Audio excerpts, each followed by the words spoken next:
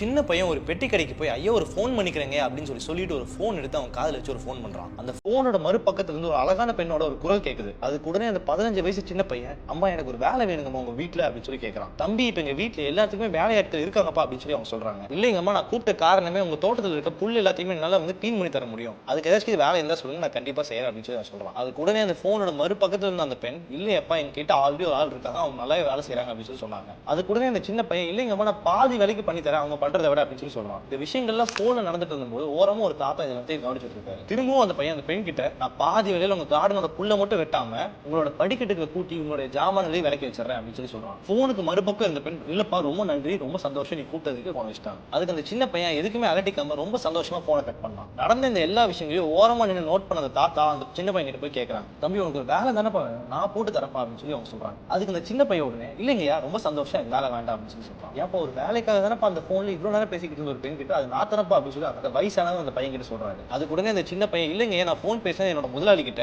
அவங்களோட வீட்டுல தான் அவங்களோட தோட்டத்து புல் எல்லாத்தையுமே நான் தான் க்ளீன் பண்றேன், என்னை விட ஒருத்தர் நான் செய்யற ஒரு வேலைக்கு பொருத்தமா இருக்க முடியுமா அப்படிங்கிறது மனசுக்குள்ள ஒரு கேள்வியை ஓடிட்டே இருக்குது, அதனாலதான் என் ஓனர் கிட்ட நான் யாரோ மாதிரி போன் பண்ணி நான் அவங்க கிட்ட கேட்டேன் அப்படின்னு சொல்லி சொன்னான். இதை கேட்ட அந்த பெரியவர் மெய்மிருத்து போயிட்டாராம். அந்த 15 வயசு சின்ன பையன் மாதிரி நம்ம எல்லாருமே நம்மளோட வேலையில பெஸ்டா இருந்தோம்னா நம்ம வேலையை யாருமே நம்ம விட்டு நீக்க முடியாது. ஆனா என்னைக்குமே நம்ம செய்யற வேலையில நம்ம பெஸ்டா இருந்தோம்னா நம்மளோட இடத்த யாருனாலையும் பிடிக்க முடியாது அப்படிங்கிறது தெரிஞ்சுக்கணும்.